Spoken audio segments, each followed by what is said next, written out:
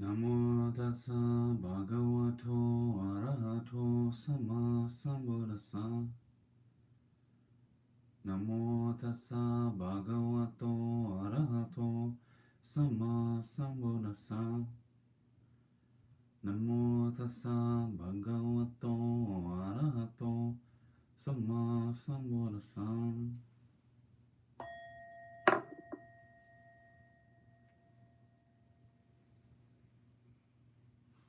Hello everyone and welcome to Intro to Buddhism and Meditation. My name is Travis. I'll be facilitating tonight. So I think we'll jump right on into the meditation. If you have any questions or comments or any ideas for a topic, as many of you know, when I'm substituting, like tonight I'm substituting for Jeff, I don't necessarily have a topic in mind. So if you'd like to suggest something, it may become the talk. That's about it. So I think we'll jump right into the meditation and we'll go from there.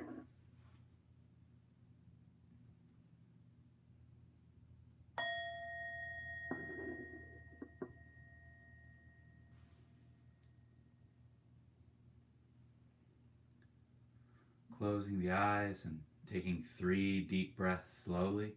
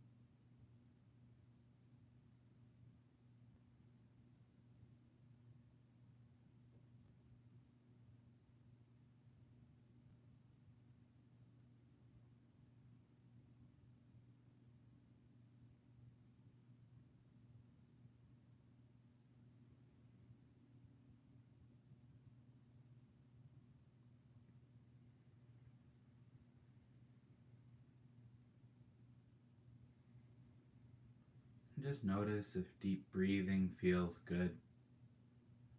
And if it does, you can keep on breathing in this way. If it doesn't, you can switch things up.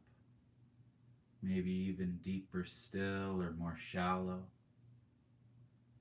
In long and out short, or in short and out long.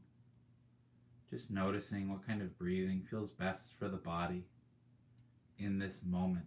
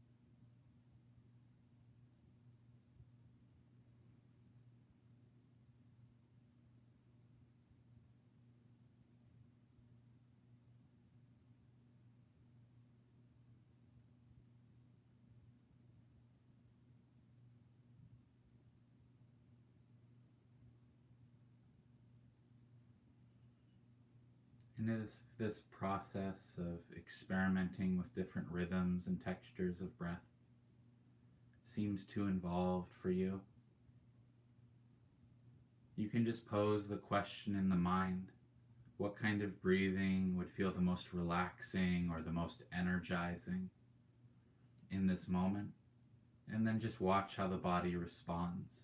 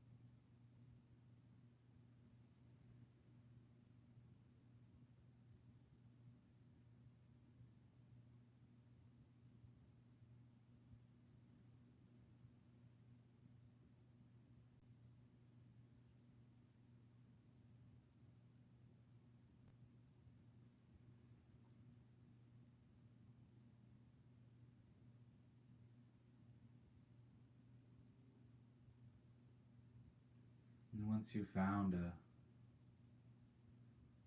form of breath that does feel good for the body in this moment, the next step is to just soften into that breath, using it as an anchor or a gateway to explore sensation throughout the body.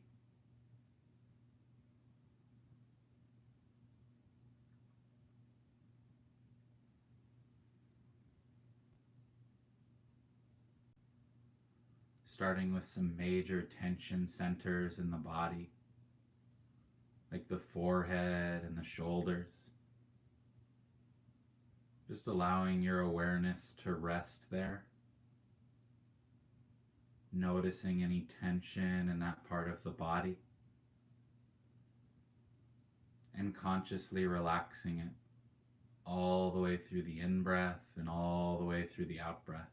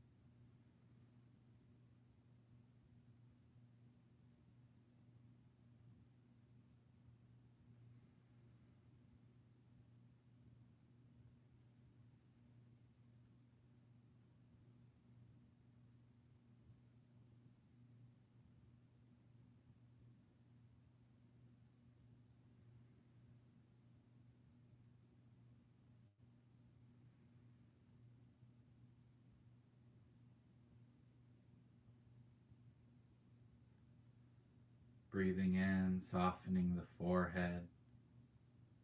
Breathing out, relaxing the area around the eyes.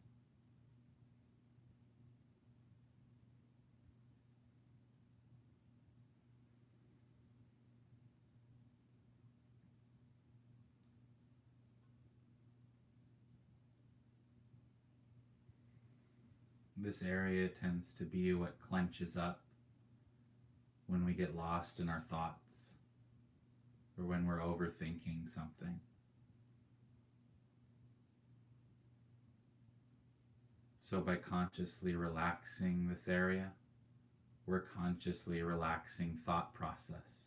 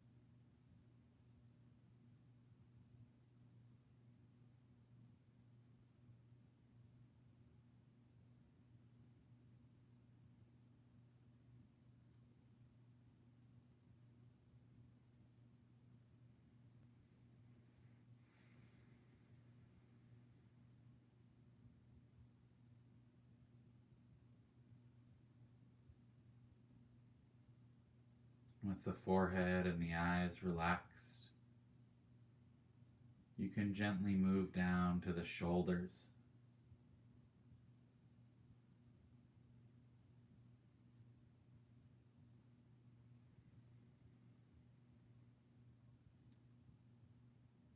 Breathing in, softening tension in the shoulders. Breathing out, dropping the shoulders.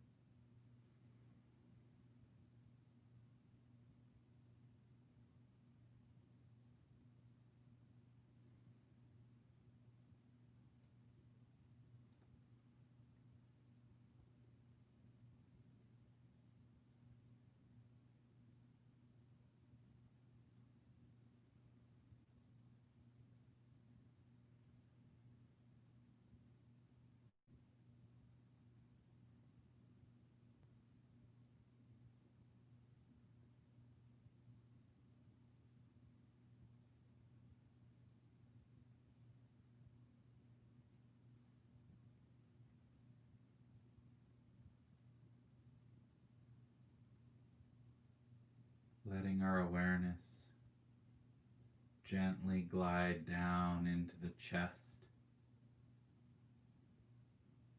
and stay here for a while, noticing any sensations of tension or tightness in the chest.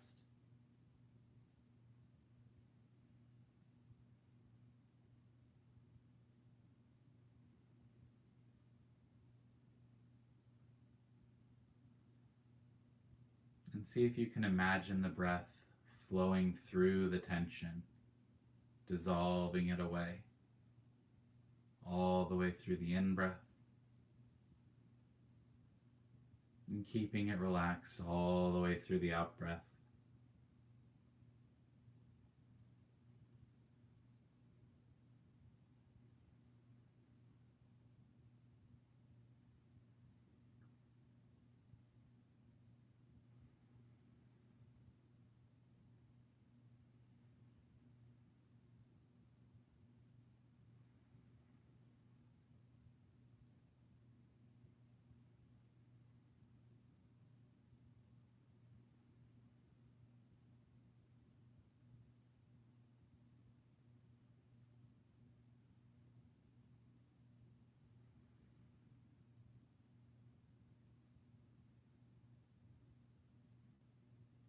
If you want, you can even imagine the breath coming in right there at the heart, right through the chest as you breathe in. So you don't have to push or pull it from anywhere else in the body. Breathing in, the breath flows into the heart, relaxing tension. Breathing out, it radiates out, opening the chest.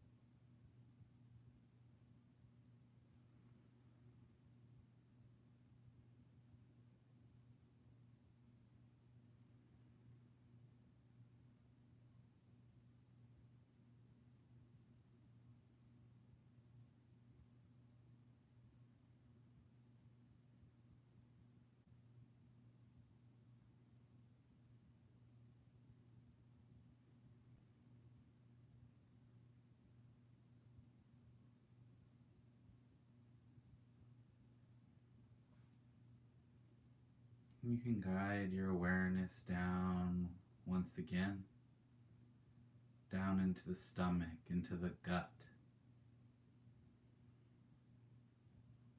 Notice the sensations in this part of the body. The sensation of expanding and contracting.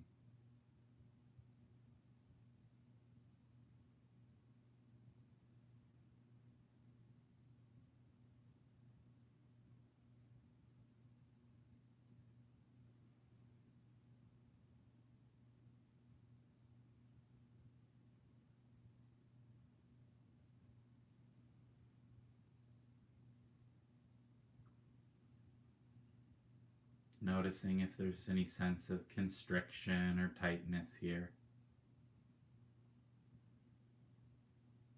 And allowing the breath to flow through the constriction, dissolving it away, relaxing the stomach.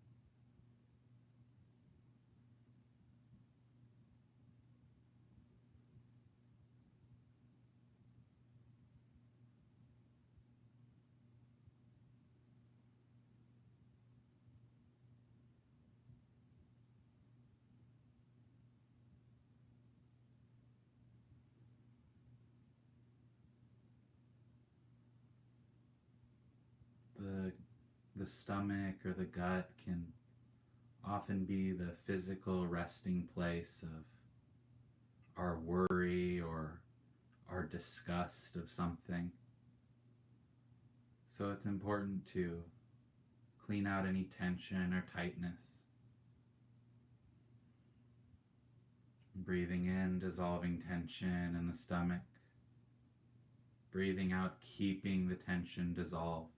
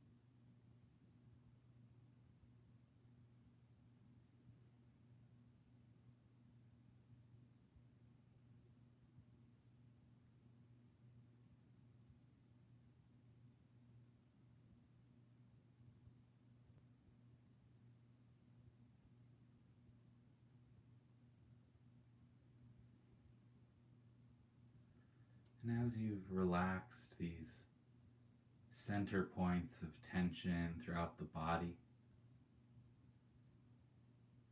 see if you can allow your awareness to expand and combine these areas together. So you're aware of the stomach and the chest, and the shoulders and the head. Just slowly allow your awareness to expand out with the breath.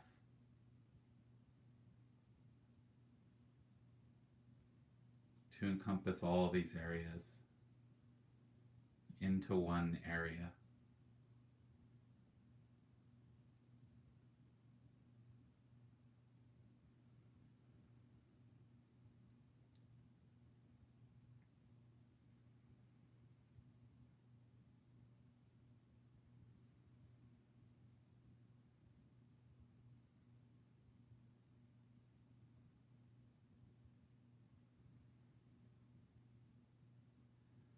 Relaxing any additional tension that you may have missed during the first pass through.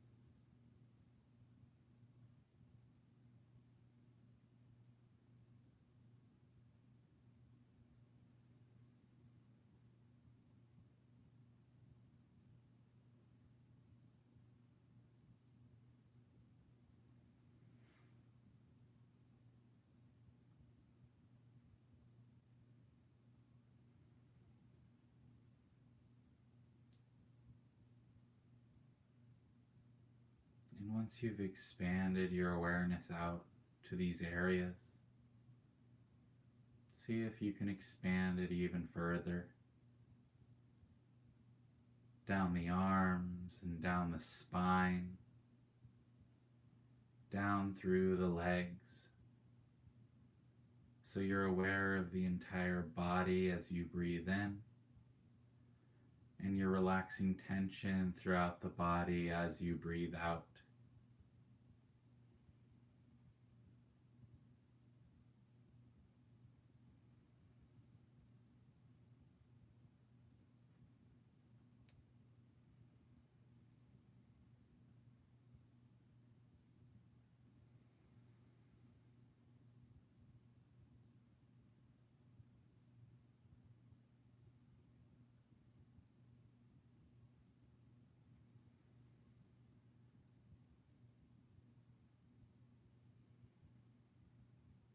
Your awareness may shrink, and that's no big deal. You can just spread it back out again.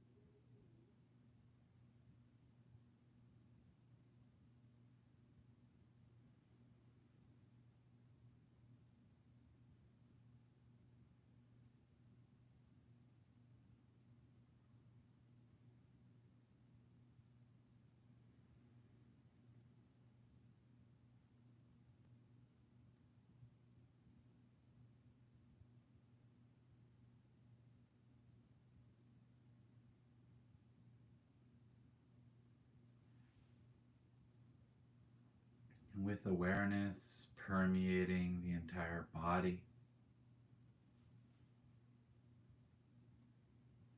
You can slowly begin to open the eyes and stretch as necessary, never in a rush to leave the meditation.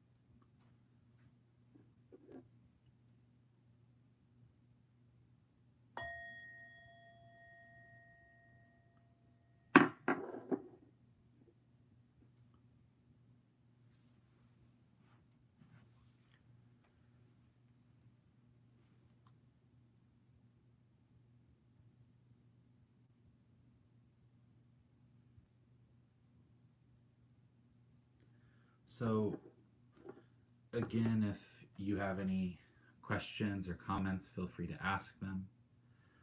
I'll just chat a little bit about kind of the reasoning behind the style of meditation.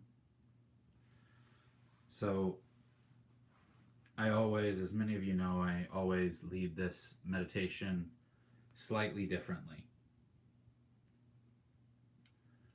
But it always has a few main points to it that I try to get across each time.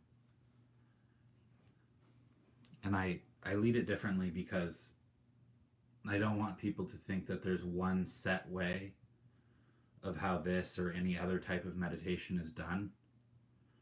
Meditation is of the most benefit to you when you begin to learn to work with it and not just rigidly follow a set of instructions, but when you begin to apply a sense of ingenuity to it, a sense of exploration to the practice. That's when meditation can be of the most benefit. Because if you just rigidly follow a set of instructions, there's not as much opportunity for discernment to arise, for you to notice things, for you to notice how certain things affect the mind in certain ways, how certain perceptions are working with the breath in certain ways, or focusing on different parts of the body or parts of the body in a different order. Noticing how all these different things have an effect on the mind in the meditation allows you to notice throughout our day when something's having an effect on the mind, when external things are having an effect on the mind. We're more sensitive to it because we've experimented with perceptions and sensations and breath to the point where we can notice when something affects a change in the mind or a change in the tension in the body. So we become more familiar with our reactivity and our sensitivity to the things around us. Many of the things maybe we didn't realize that we have a sensitivity to, or we didn't realize that they affected us to the extent that they did. But by getting into the body, by fully occupying the body, we can notice the tension that can arise throughout the day in response to certain stimuli. And the really beautiful thing is every once in a while, if we're doing that, we'll notice tension arise to a stimuli that doesn't really make sense. Wait a minute, why did that make me tense? That's not something that I consciously think bothers me, so why did I get tense? And then it allows us to investigate that, investigate kind of these layers that the mind has, and maybe notice some things about ourselves and about our reactivity that we hadn't noticed before. And the instructions I gave today were maybe a little different than normal because when we were focusing on specific parts of the body, I gave some kind of suggestions as to what kind of emotions might be physically trapped in those parts of the body.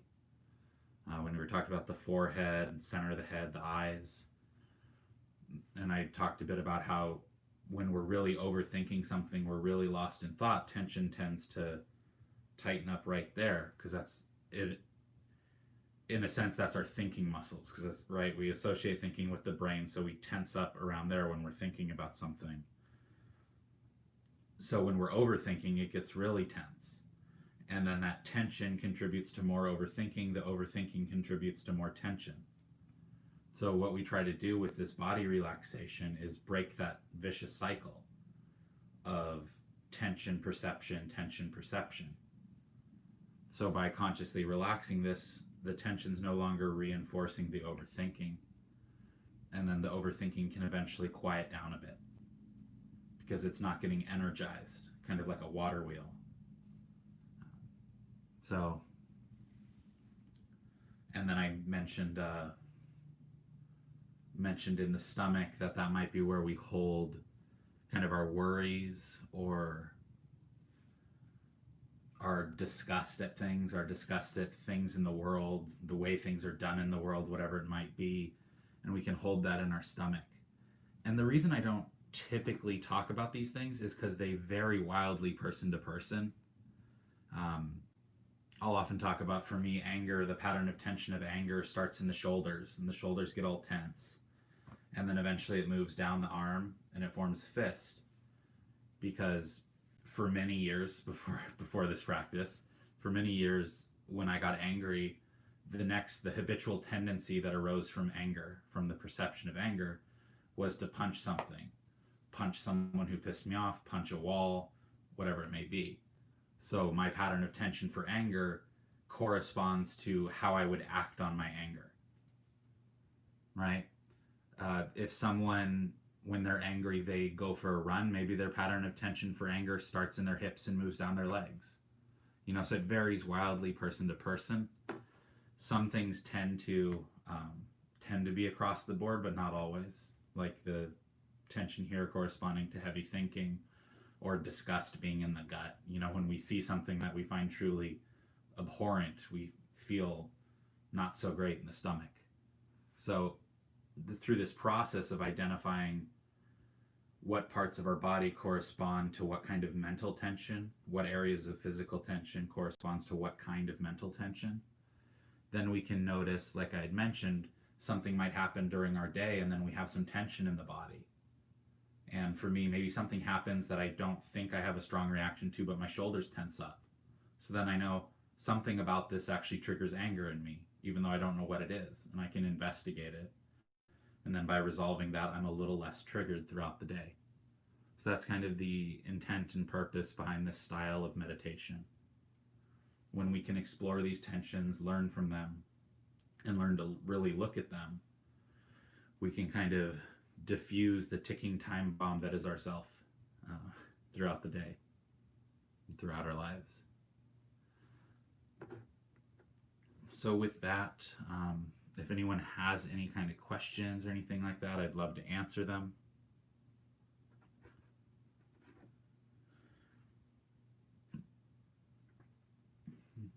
Or if anyone has anything they'd like to share, I'd love to hear it.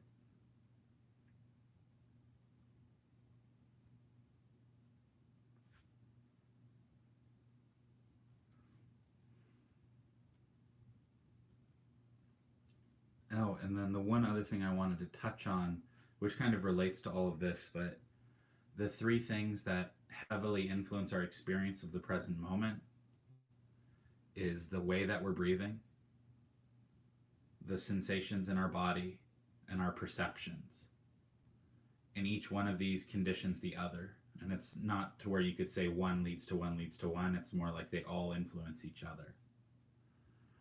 So if we have a lot of tension or we're in a lot of physical pain, our perception is going to tend more towards a negative outcome.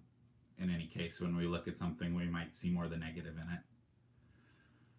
When we have a lot of tension in the body, the breath might be a bit erratic. Or in the case where the breath starts to get a bit erratic, we might notice more anxiety, more tension in the sensations in the body and in our perceptions. So those three things basically condition how we interact in the world, how we interact with others, how we interact within our own mind. Sensation, perception, and breathing. So with this type of meditation, all three of those are worked with. So we have a little bit more of a say in how we interact out in the world, how we interpret things. because we're taking ownership of those three qualities.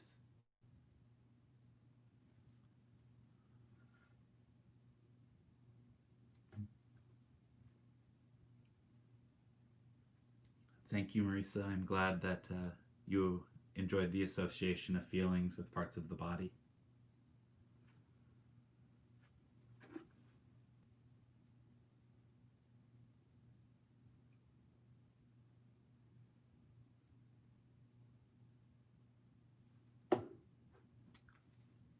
I'm glad you were able to sit with us, Talia. I miss seeing everyone at the temple as well, but I'm glad we have this format at least. It's a really good practice because in a lot of ways we're still able to do this thing that gave us ease, this practice that gave us ease. We're still able to sit in community with each other, even though maybe you all can see me, but I can't see you guys. And it's a really interesting practice because within this framework of, right, this Buddhist framework, this temple framework, we have that mindset of, I need to be okay with things as they are. So then it's beautiful that with this YouTube practice, it's not ideal for many people. For some people, it's probably wonderful. Maybe you live out of town or out of country or whatever, and you're able to tune in. But for a lot of people, it's not ideal, and they'd rather be at the temple. And it's a wonderful practice anytime that you're tuning into these classes to be able to recognize that dissatisfaction, that it's not in person or we're not able to be at the temple, to recognize it, relax into it, and just kind of allow it to be there without getting involved in it.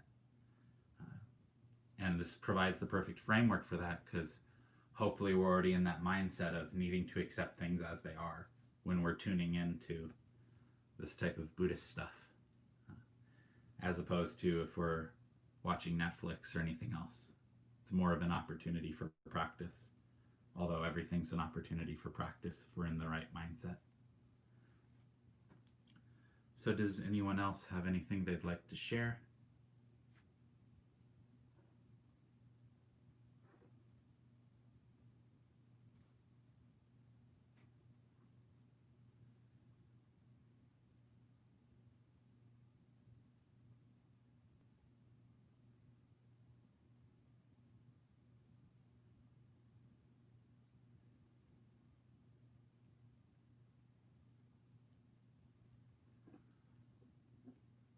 So we'll go ahead and close.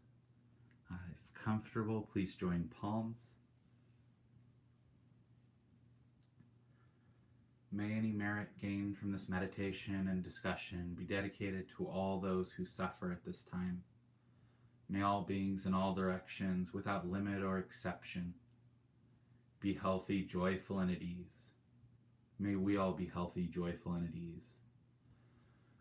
Metta karuna mudita upeka sangha teya cetasa chaturisam bharatva viharati samabhugaro bhavena sabba dhammaro bhavena sabba sangharo bhavena sote hantu nirantaram.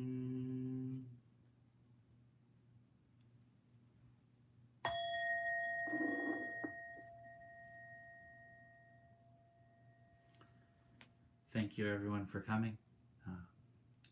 I'll see you soon. Have a good rest of your night.